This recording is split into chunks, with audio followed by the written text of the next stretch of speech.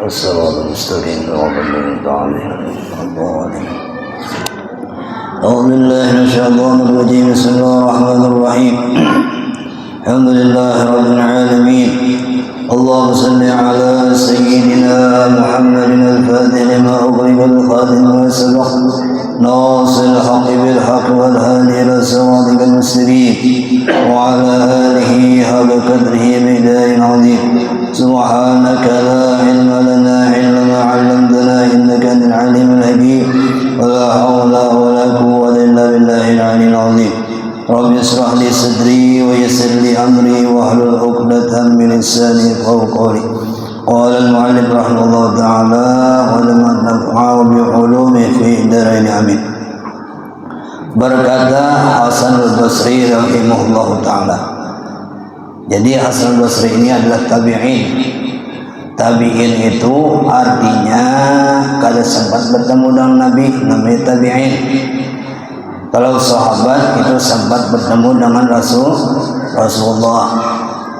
Kalau Uwais al-Qarni itu tabi'in juga. Walaupun sedang semasa dengan Rasulullah, tetapi kada sempat bertemu dengan wajah Nabi. Kalau sempat bertemu dengan kita ini sahabat namanya. Walaupun tua itu tetap dikatakan sahabat. Karena Sayyidina Ali itu kecil dulu. Itu tetap dikatakan sahabat Nabi walaupun orangnya muda.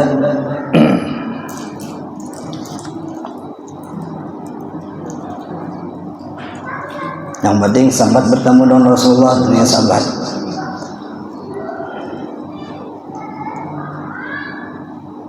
Sesungguhnya orang-orang yang sebelum kalian melihat Al-Quran sebagai surah-surah kepada mereka. Surah itu artinya surah, nangkaya surat kepada mereka dari Tuhan mereka. Seakan-akan itu surat dari Allah Ta'ala, memahami mereka dengan makna isi kandungan Al-Quran tadi. Maka mereka merenungkan di waktu malam dan mengamalkannya di waktu siang hari. Jadi malam hari itu mereka itu membaca Al-Quran. Setelah tahajud baca Al-Quran. Jadi mereka itu merenungkan isi-isi kandungan Al-Quran. Dan malamnya dan siangnya diamalkan pulang. Apa isi Al-Quran tadi? Diamalkan. Karena ilmu itu perlu diamalkan. Pada mungkin saat ini kayaknya ya suatu saat ada saatnya kita bisa mengamalkan ilmu tadi. Semakin luas pengetahuan hamba dan ma'rifatnya kepada Allah, ia pun semakin banyak renungkan terhadap Al-Quran. Dan semakin besar pemahamannya mengenai Al-Quran. Ya, Al-Quran itu orang-orangnya diberikan Allah pemahaman yang luar biasa. Kada semua orang yang bisa memahami isi kandungan Al-Quran itu. Ada yang sekadar membaca aja. Ada wayah-wayah nanti suratnya aja nambah. Tafsirnya ada paham. Ada juga. Itu anugerah yang diberikan Allah. Tapi yang penting kita membaca dulu. Membaca otomatis kita pun akan mendapatkan cahaya daripada Allah. Hati yang gelap sering baca Al-Quran, insyaallah Allah penuhi dengan keterangan dalam hatinya. Nah kayak kita nih membaca barang yang bagus barang-barang membacanya. Kita ada kayak orang ahli tafsir baca Al-Quran. Karena Nabi orang yang membaca Al-Quran itu nantinya jadi sahabat di dalam kubur. Al-Quran itu nanti diberikan Allah kepada orang yang penghuni kubur tadi. Nya berupa orang-orang yang tampan, yang cantik. Itu kan yang mengawali kita dalam kubur. Kalau kita sering baca Al-Quran, ini dirupakan Allah Ta'ala, jadi ada kawan kita. Kada kesepian di dalam kubur dari berkat apa? Berkat kita sering baca Al-Quran. Itu hadis Nabi.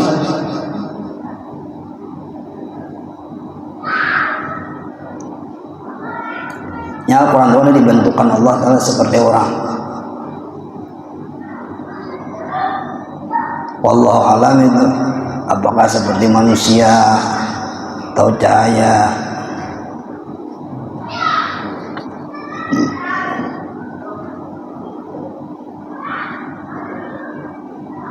Oleh karena itu para ulama yang kokoh ilmunya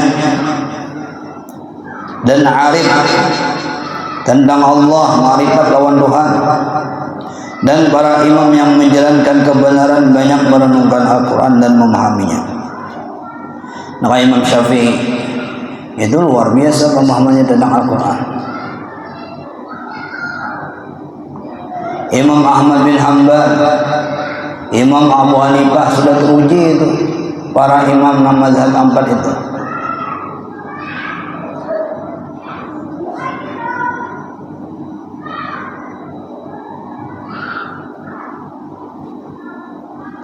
Yang ayat bawasilu wujuhakum ilal marafiq itu basuhlah oleh kalian ya.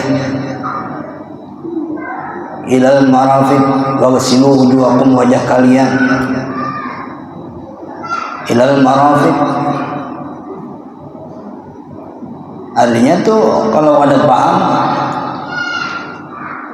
seakan-akan wajahnya disapu, padahal ada batasannya.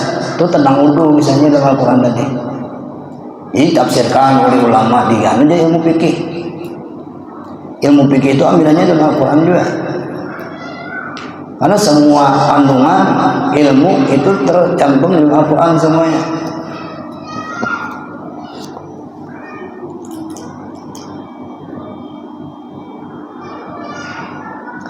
Abu Dzar radhiyallahu anhu berkata, pada suatu malam Rasulullah SAW mengimami kami dengan membaca firman Allah Ta'ala. Ini Rasulullah jadi imam sini. In tu'adzibhum fa innahum ibaduk wa in taghfir lahum fa innaka antal azizul hakim. Jika engkau menyiksa mereka, maka sesungguhnya mereka adalah hamba-hamba engkau, dan jika engkau mengampuni mereka, maka sesungguhnya engkaulah yang maha perkasa lagi maha bijaksana. Ini artinya pemahamannya, artinya jika engkau menyiksa mereka, Allah yang menyiksa mereka hamba tadi. Wa in taghfir lahum fa innaka al-azizul hakim. Maka sesungguhnya mereka adalah seorang hamba engkau. Hamba kita ya Allah. Allah yang majid, Allah yang mengampuni. Kita ini hamba. Masih wallah artinya hamba makhluk. Nah ini mahal luasnya Allah. Kita ini pendosa orangnya, banyak salah kita ini. Tapi namanya hamba minta ampun, Allah ampuni. Maha ampunan Allah itu luas. Maka sesungguhnya engkaulah yang maha perkasa lagi maha bijaksana. Allah telah bijaksana pun hambanya.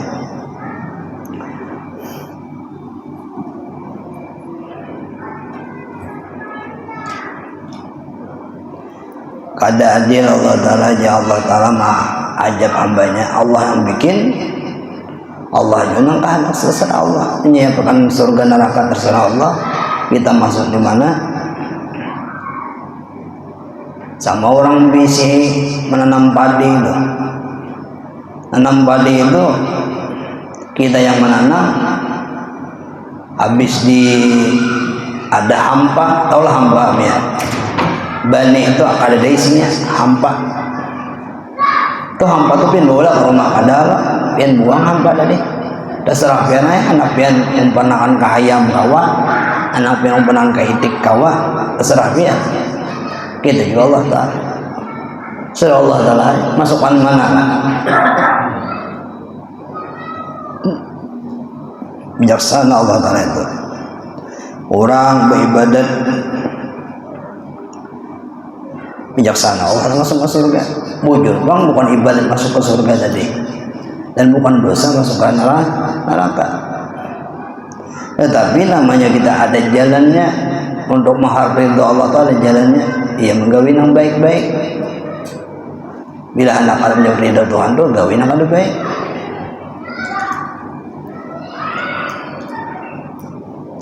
adalah Sayyidina Umar radhiyallahu anhu membaca ayat ketika mengerjakan salat malam, lalu merenungkan hingga kadang-kadang ia terjatuh karena saking rasa takutnya doh. Karena rasa takut kata Habibul Haddad dan rasa khusyuknya yang bersangatan. Itu bersahabat kalau jadi imam Sayyidina Abu Bakar, kalau jadi imam itu menangis ini karena merenungkan makna Al-Quran tadi.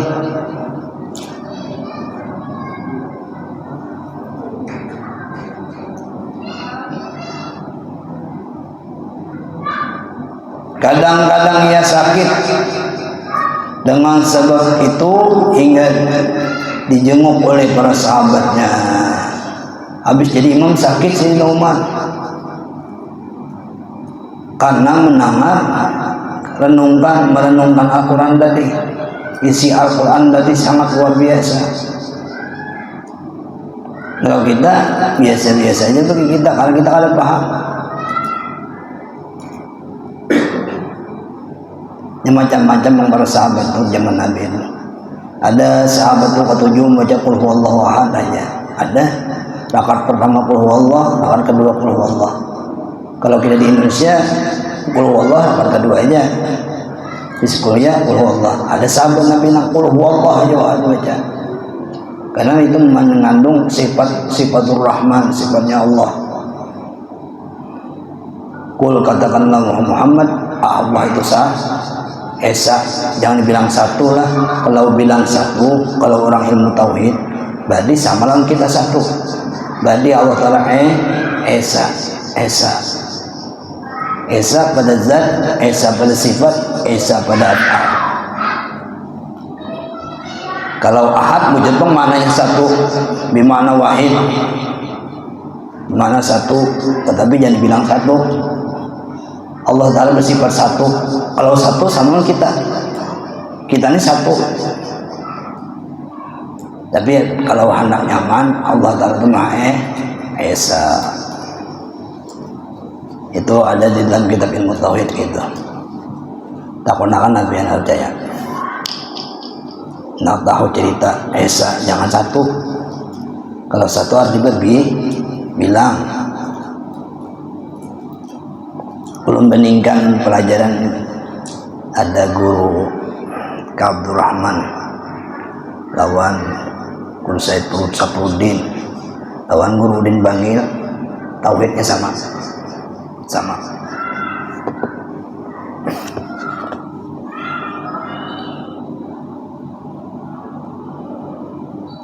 Jangan mengatakan satu, katakan Allah Ta'ala Esa.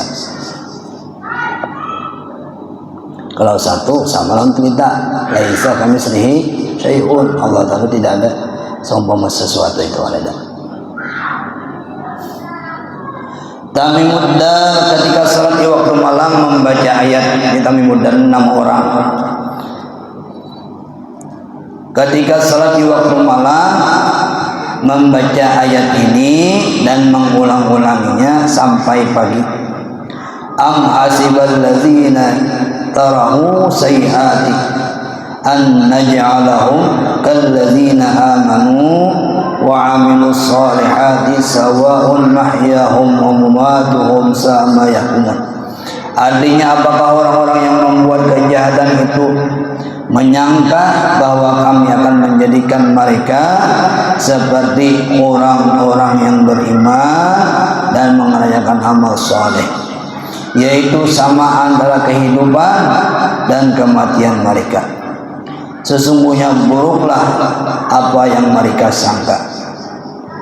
Sa'id bin Jabir rahimahullah ta'ala ketika salat pada suatu malam dengan membaca firman Allah Ta'ala, wamtazul yawma ayyuhal mujrimun, dan dekatkan kepada orang-orang kafir, dikatakan kepada orang-orang kafir, berpisahlah kalian dan orang-orang mukmin pada hari ini, wahai orang-orang yang berbuat jahat. Dan ia mengulanginya dan banyak lagi cerita semacam itu pada dari para salafus saleh Orang-orang bahari itu bujur baca satu ayat tapi diulang-ulang terus. Saking asiknya tuh renungkan maknanya tadi. Sampai menangis ribuan aulia dulu. Para sahabat kayak apa? Jauh dari panggilan kita. Jauh.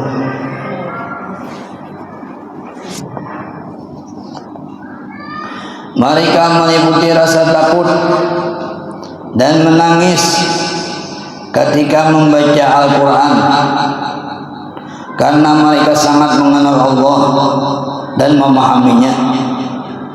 Nah, itu orang marifat. Nya membaca hadis Nabi gitu. Seakan-akan nabinya seakan-akan keluar dari mulutnya Rasulullah SAW. Karena mereka orang nang berduduk di makam Nur Muhammad. Ini orang duduk makam Nur Muhammad lah. Inya terasa dirinya itu di zona 63 tahun bersama Rasulullah. Tapi kalau kita ini membaca kita sekedarnya aja, sekedar membaca aja. Tapi kalau hubungan dulu, hubungan aulia, almarhum di anak Syarani Arif itu langsung Rasulullah hadir membaca hadis ini.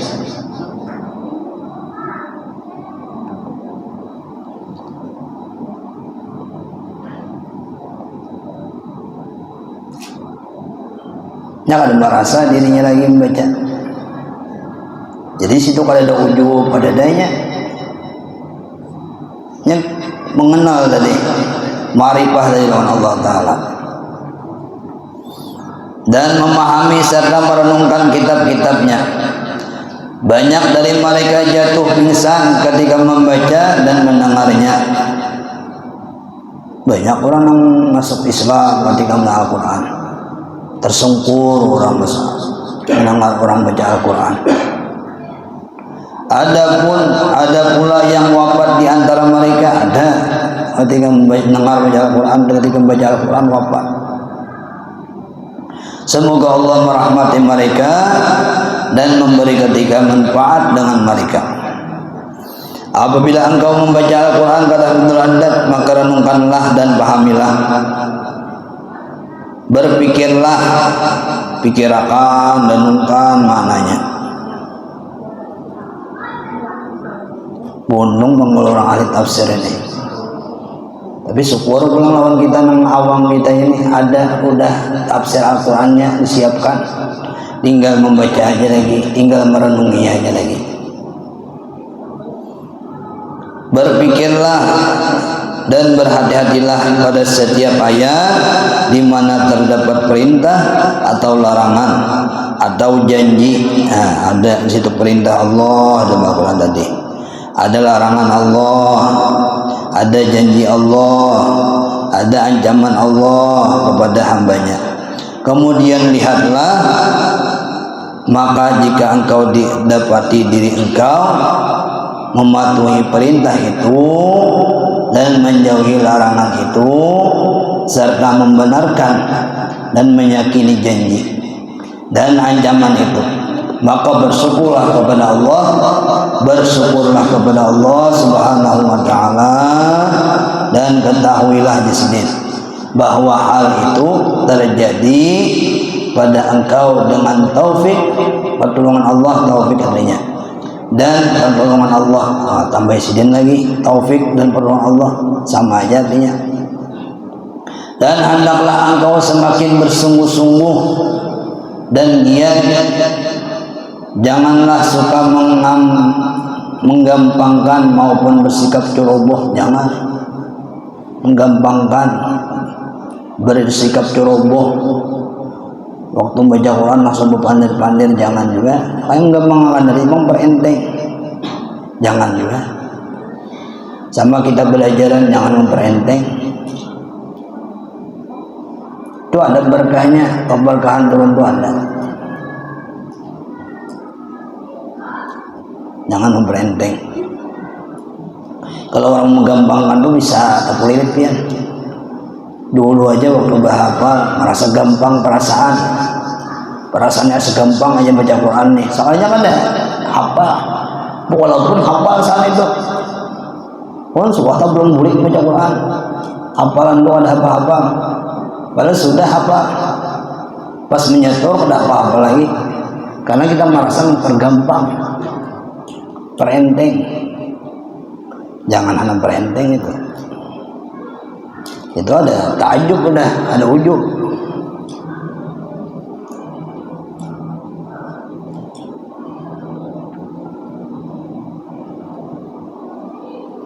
Apalagi merasa sombongan orang, umat dah dihilangkan Tuhan.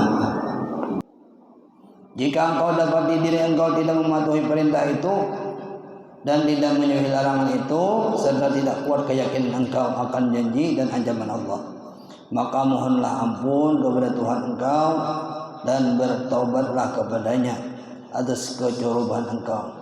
Nah, orang pernah mengabaikan amalan yang dijanjikan Allah dalam Al-Quran. Di situ Allah Ta'ala menyuruh dengan tentang riba, jangan makan riba, larangan toh. Jangan meninggalkan sholat, larangan. Jangan kita memperenteng, mempergampang, jangan. Kalau kita mempergampang, tadi bertaubatlah jasrid.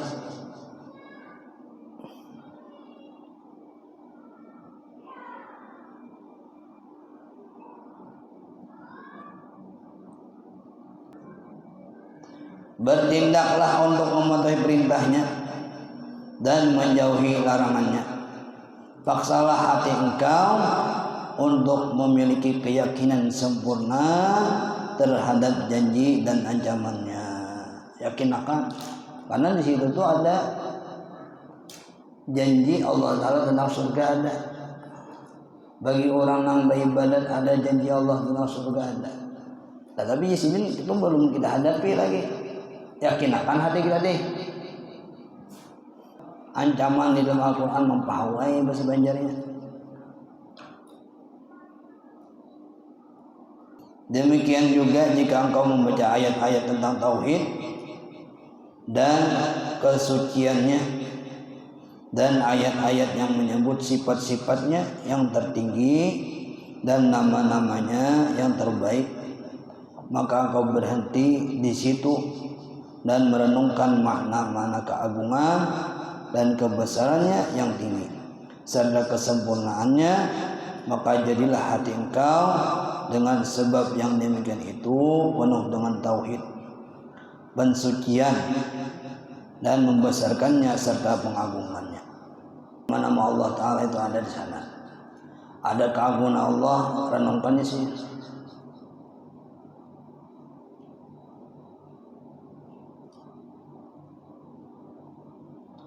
Apabila engkau membaca ayat-ayat yang menyebut sifat-sifat dari para hamba Allah yang mukmin, yang saleh, dan penjelasan tentang akhlak mereka yang terpuji, itu aja cerita Luqman Hakim. Itu akhlak, itu menunjukkan akhlak. Cerita Luqman Hakim itu akhlak mereka yang terpuji, akhlak orang-orang saleh, seperti ceritanya Ashabul Kahfi nang kada makan dalam gua mayu awak aja berapa kuring. Itu cerita Ashabul Kahfi. Maka renungkanlah ujian semua itu dan perhatikanlah serta tuntutlah diri engkau untuk memiliki semua sifat dan akhlak itu. Apabila engkau membaca ayat-ayat yang menyebut musuh-musuh Allah dan kaum kafir, nah karena situ Allah Ta'ala menyebutkan musuh-musuh Allah Ta'ala juga, musuh Nabi sebut juga situ, orang yang benci lawan Rasulullah sebut juga, dan kaum orang-orang kafir dan orang-orang munafik. Ada cerita orang munafik situ, berwajah dua, di muka baik tapi di belakang Muhammad. Ada cerita di situ. Jadi turun perintah Allah, jangan dihirani ya Nabi. Allah Ta'ala itu menyuruh waktu berperang. Ada cerita zaman Rasulullah itu, kalau Rasulullah itu menyuruh perang, wajibnya mengikuti perang tadi, kecualinya ada orang tuanya dakuni Nabi, ada orang tua ikan Nabi, ada jaga orang tua, ada juga sahabat begitu. Tapi ini kalau ada alasan awak gagah, anak berperang ada alatnya, larinya dari berperang, itu disuruh oleh Allah Ta'ala, diperintah oleh Allah yang mengherani orang-orang munafik ya Allah Ta'ala. Ada ceritanya Al-Quran itu. Dan akhlak mereka yang buruk, kayak Abu Lahab, itu cerita Abu Lahab itu cerita buruk akhlak. Maka renungkanlah dan periksalah apakah engkau mengamalkan sesuatu darinya. Apakah kita ini sudah mengamalkan? Kalau ada renungi pula, belum kita amalkan. Tapi pecahan-pecahan Al-Quran itu jadi di kitab sudah, dianukan di hadis Nabi sudah. Ya sabun nuzul itu udah ada, karena ada Al-Quran, ada hadis. Jadi hadis Al-Quran ini kalau bisa.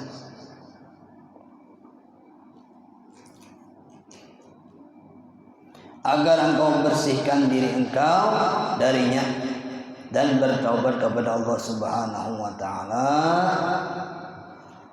agar Allah Subhanahu wa Ta'ala tidak menurunkan murka dan hukuman seperti yang menimpa mereka. Ada cerita kaum Nabi Lut, ya Allah itu 6 orang yang melanggar perintah Tuhan. Ada lesbian situ, ada LGBT gajuran. Itu cerita-cerita Nabi-Nabi dulu. Zaman Nabi Lut datang murka Allah Ta'ala, ya datang tsunami, datang bencana akibat ulah mereka. Jadi itu pelajaran lawan kita.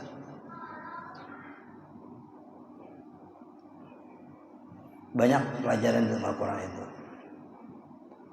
Apalagi pian nangari orang nangari tafsir. Orang belajar tafsir Jalain, orang ahli menjelaskan, wah nyaman.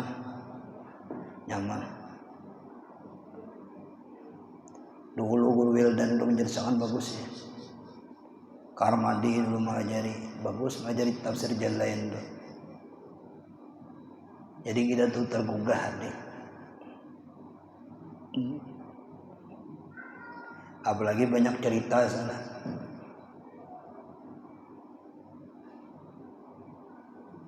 Ada cerita kaum pembangkang ada situ. Apalagi Bani Israel itu. Mulai dalam Al-Quran sudah disebut terus oleh Allah dalam Al-Quran. Sampai ini pembangkang manusia.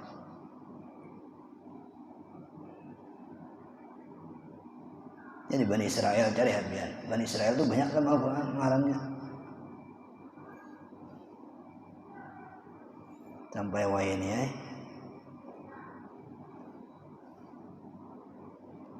Wallahu a'lam bishawab. Ar-Rahman Ar-Rahim. Amin ya Allah. Bismillahirrahmanirrahim. Alhamdulillahil alamin. اللهم صل على سيدنا محمد وعلى اله وصحبه اجمعين. اللهم انفعنا بما علمتنا وعلمنا ما ينفعنا وزدنا علما. ربنا آتنا في الدنيا حسنة وفي الآخرة حسنة وقنا عذاب النار. صلى الله على سيدنا مولانا محمد وعلى اله وصحبه. لله رب العالمين. تقبل الله.